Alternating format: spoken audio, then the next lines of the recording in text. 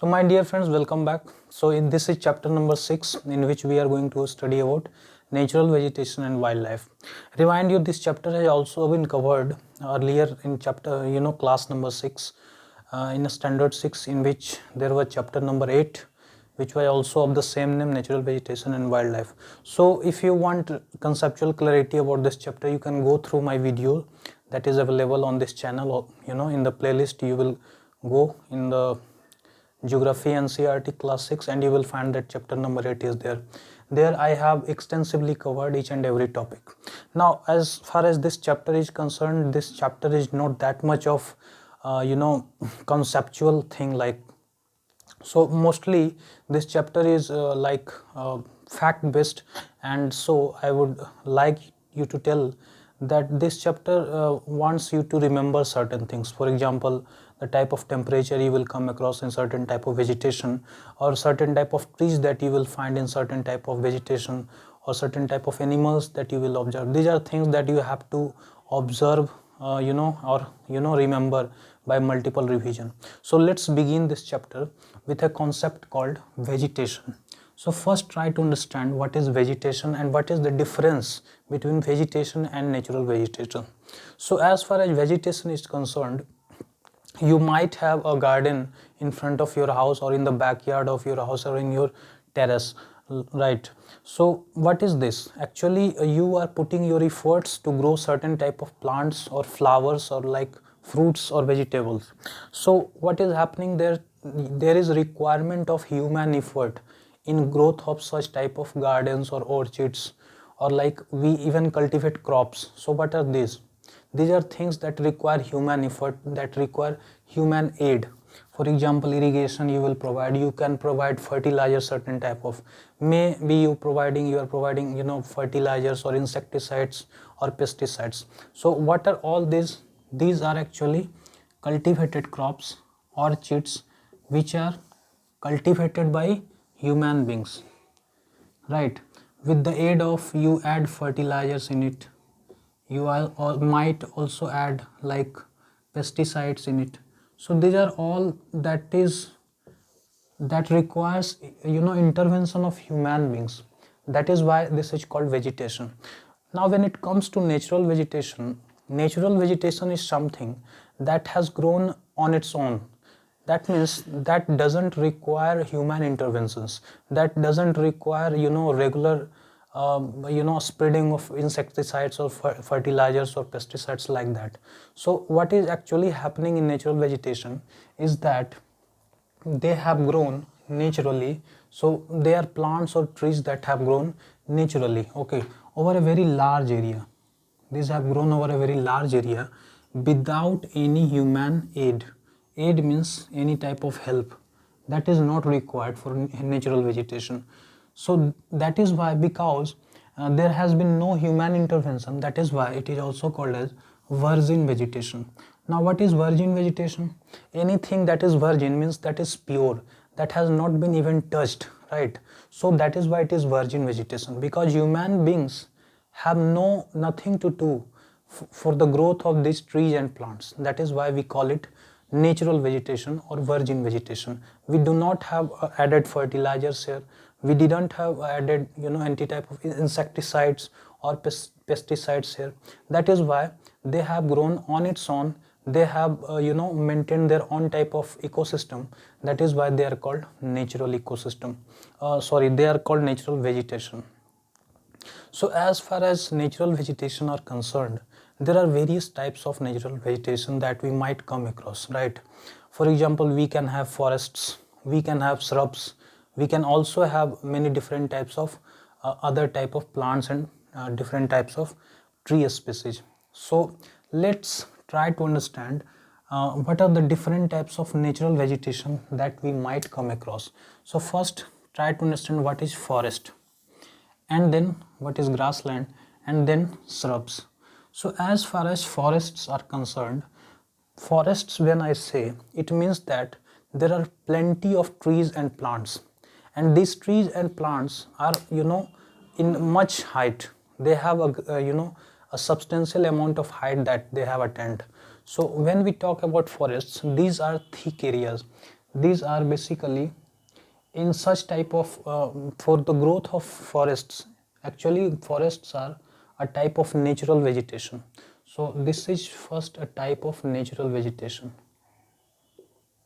right? When we say forest, but this is not always the case. There can be also private forests, but that is something which has grown on private land, not because that has required some amount of human intervention. For because if that has been grown with the help of human, then that in that case that will not be like forests. So first thing, that is forests are a type of natural vegetation. Second, for the growth of forests you require substantial amount of temperature and rainfall. Rainfall must be plentiful so that different varieties of trees can grow. Okay, for a wide variety of trees to grow you require plenty of rainfall, right?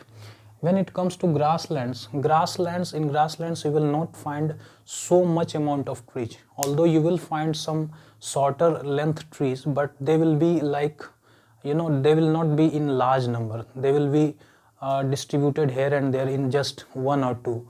So they require moderate rainfall for growth. So basically these are grasses that have grown on the soil, and randomly you will find some plants that have also grown. Okay, and the temperature here is also moderate, not extreme type of temperature, neither too cold nor too hot. When it comes to shrubs, these shrubs are grown shrubs grow in those areas which receive little or very like a little or no amount of rainfall. That means they are found in dry regions. For example, we will find it in Thar desert in Rajasthan. So these are basically cactus and this type of things that you might come across. Okay, so this is basic distinction between forests, grassland and shrubs. Now in this chapter we have to understand about 6 major types of natural vegetation, but in this slide or in this board you can see I have mentioned only tropical evergreen forest and tropical deciduous forests. Okay, then you will see the temperate evergreen and temperate deciduous. Then you have also to understand about the Mediterranean vegetation, and the last one will be coniferous forests. We will see it in latter part. In this part, let's understand what is tropical evergreen forest and tropical deciduous forest. Okay, so when we come across forests, we have already seen forests. What does it mean? So forests require certain amount of rainfall that is required so that a substantial amount of trees or plants can grow.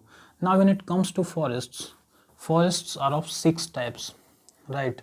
So forests are of 6 types. Let me clear it. Here you can see 2 types of forests. So these are basically of 6 types. The 1 and 2 you can see here. Then similarly you will have tropical evergreen and deciduous. Then you have temperate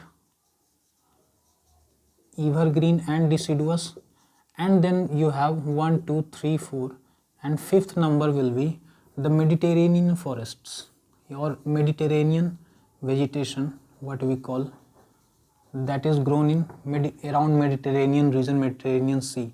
And then we have coniferous forests which you will find on high altitude regions.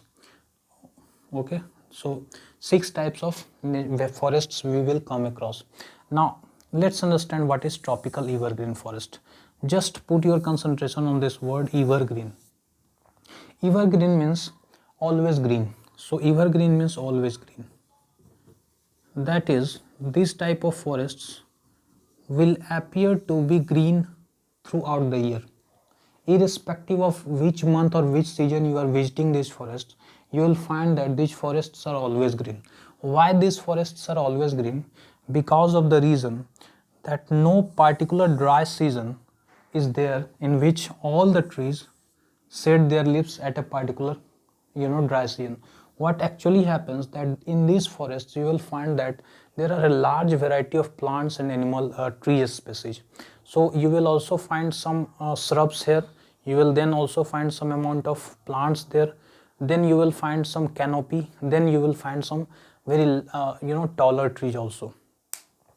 So for suppose if in a particular season some shrubs or some type of plants are shedding their leaves, then there will always be present some other species of plants or trees that won't shed their leaves. That is why you will find that even if some trees have shed their leaves, the other trees are have leaves in their tree. That is why they are evergreen. So let's understand in what conditions they can be found. So the first understand where they are found. So they are thick forests. Thick means you will not find much space between two trees. Then they are close to the equator and also close to the tropical region. Tropics means the Tropic of Cancer and Tropic of Capricorn I am talking about. So first point is this, they are thick forests. Second, the temperature that is required for the growth of temperate tropical evergreen forests, temperature usually are high here, rainfall is very high, and this rainfall must be falling throughout the year. So you will observe that rainforests or the tropical evergreen forests are basically found in those areas where rainfall is very much high, or the rain is the precipitation is occurring every then and now, that is no dry season is there.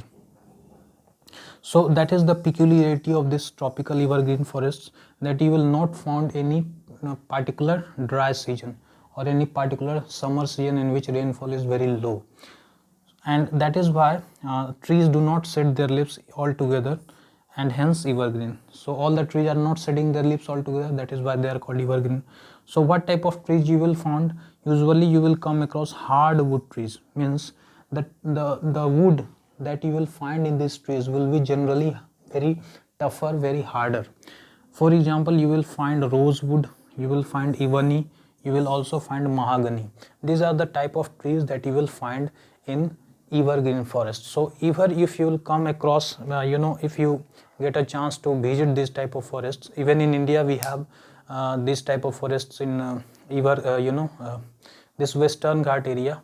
You will find that this type of rosewood, ebony and mahogany type of trees are also found. One most important thing is that this type of trees we also this is a home for anaconda. Anaconda is a very large type of a snake that you usually find, and this type of anacondas are found in tropical evergreen forests. Then we have second type of forest, that is called tropical deciduous forests. These are also called as monsoon forests. The reason being this is a type of seasonal forests, and you will find it in large parts of India. In fact, in India we have maximum amount of area that is covered with tropical deciduous forests. You will also find this type of forests in North Australia and in Central America. Okay, so these are the regions where you may come across this type of forests. Then these type of forests experience seasonal changes, means you will have some season which will be dry, you might have some seasons which is rainy, you might have some season which is of course winter. So seasonal changes will occur. This is peculiarity of tropical deciduous forest, and no dry season was the peculiarity of evergreen forests. Now what is the special thing about this forest is trees, since they are almost of similar type of a species, there is not a very large variety of trees or plants species that is found in this tropical deciduous forest. So what is happening here is all types of plants and trees that are there, maximum of them will shed their leaves in dry season. So what is happening, trees will shed their leaves in dry season, and basically the shedding of leaves is an adaptive mechanism to conserve water. Actually in dry season the rainfall is very low in these areas, that is why there is a process called transpiration, and what is happening through this process, the water that is stored in leaves or in plants or in trees are they are evaporated by leaves. That is the process of transpiration, means water comes out of leaves. This is called transpiration.